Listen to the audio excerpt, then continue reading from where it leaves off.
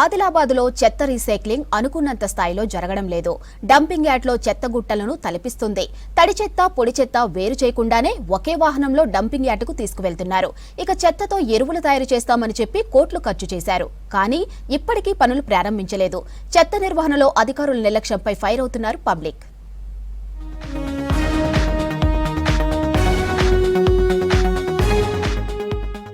ఆదిలాబాద్ మున్సిపాలిటీలో చెత్త నిర్వహణపై చిత్తశుద్ధి కరువైంది. పట్టణంలో 49 వార్డులు ఉన్నాయి. దాదాపు 50,000కు పైగా కుటుంబాలు ఉన్నాయి. రోజు 62 మెట్రిక్ టన్నుల చెత్త పోగవుతుంది. తడి చెత్త 22 మెట్రిక్ టన్నులు, పొడి చెత్త 42 మెట్రిక్ టన్నులు ఉంటుంది. చెత్తను సేకరించడానికి 13 ట్రాక్టర్లు, 47 ట్రాలీ ఆటోలు ఉన్నాయి. వాటితో చెత్తను సేకరిస్తున్నారు. కానీ తడి, పొడి చెత్తను వేర్వేరుగా కాకుండా కలిపి సేకరిస్తున్నారు.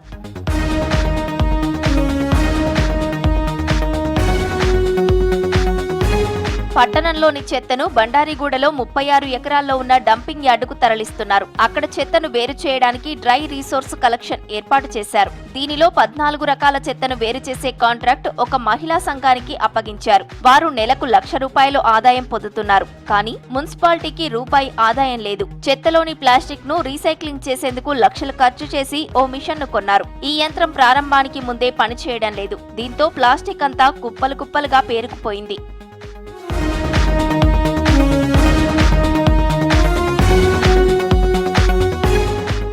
చెత్తను బయోమైనింగ్ చేసే పనులు కూడా మూలన పడ్డాయి. బయోమైనింగ్ కోసం 2 ఏళ్ల క్రితం హైదరాబాద్ కు చెందిన ఓ సంస్థతో ఒప్పందం చేసుకున్నారు అధికారులు. దీని ప్రకారం 1.16 లక్షల మెట్రిక్ టన్నుల చెత్తను ఎరువుగా మార్చాల్సి ఉంది. ఇందుకోసం 2 మిషన్లు కూడా ఏర్పాటు చేశారు. అందులో ఒకటి మాత్రమే పనిచేస్తోంది. దీంతో బయోమైనింగ్ జరగక చెత్త నిలువలు పెరిగిపోతున్నాయి.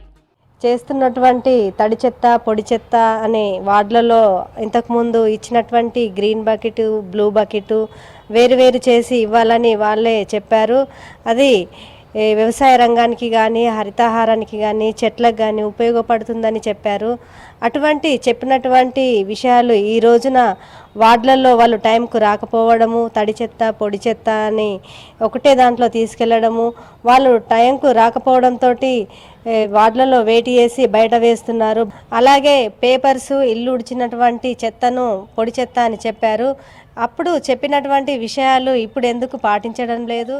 బయోమైనింగ్ కంటే వర్మీ కంపోస్ట్ తయారీ మరింత అధ్వానంగా మారింది. తడి చెత్త, పొడి చెత్తతో వర్మీ కంపోస్ట్ చేయడానికి డంపింగ్ యార్డ్లో ప్రత్యేక కేంద్రాన్ని నిర్మించి బెడ్లు ఏర్పాటు చేశారు. 5 సిబ్బందిని నియమించారు. కానీ ఈ పనులు ఇప్పటికీ ప్రారంభించలేదు. వర్మీ కంపోస్ట్, బయోమైనింగ్ అంశాలు ప్రచారానికి తప్ప దేనికి పనికి రావడం లేదని అంటున్నారు పబ్లిక్. అక్కడ డస్ట్బిన్స్ ఇవ్వడం జరిగింది. మరి అక్కడ కూడా గోడౌన్స్ ఏర్పాటు చేయడం జరిగింది. కానీ ఇది శానిటేషన్ మాత్రం నిరుపయోగంగా మారింది. కాబట్టి తగిన అధికారులు చర్యలు తీసుకొని దానిపై ప్రజలకు అవగాహన ఉన్నా కూడా వీళ్ళు సేకరణలో లోపం వలన అది నీరుగారిపోతున్నది. డంపింగ్ యార్డ్లో చెత్త నిర్వహణ లోపాలు ఉన్నాయంటున్నారు అధికారులు. చెత్త బయోమైనింగ్ చేసేలా చర్యలు చేపడతామన్నారు. తడి, పొడి చెత్తను వేరు చేయటంపై ఫోకస్ చేస్తామని చెప్పారు. కొంచెం ఏమైందంటే ఈ ఆటోలు రిపేర్ చాలా కావడం వల్ల ఇన్ టైంగా వాళ్ళ హౌస్లోకి వెళ్ళకపోవడం వల్ల ఈ పబ్లిక్ అనేది బయట చెత్త వెళ్ళడం జరుగుతుంది. దాన్ని కూడా మేము దాన్ని ట్రిక్గా చేసుకుంటాం. మేము ఏజెన్సీ కానీ ఇవ్వలేదండి. మేము మున్సిపల్ నుంచి చేస్తాము. కాకపోతే ఒక డిఆర్సీసీ మాత్రమే ఒక ఎస్ఎస్జీ మహిళకి గ్రూప్ ఇవ్వడం జరిగింది.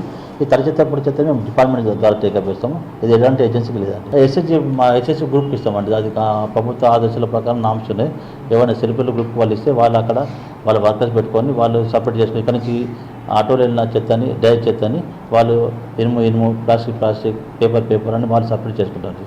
వాళ్ళకి వస్తుంది. దాంతోపాటు మీ ఇక్కడ నుంచి పోయిన ఎవరైతే మా ఆటో డ్రైవర్స్ ఉంటారో వాళ్ళకి పేమెంట్ చేస్తారండి. అది మొత్తం స్టేట్లో ప్రాసెస్ అండి. మున్సిపాలిటీ అధికారులు దృష్టి సారించి డంపింగ్ యార్డ్లో చెత్త పేరుకుపోకుండా చూడాలని డిమాండ్ చేస్తున్నారు స్థానికులు.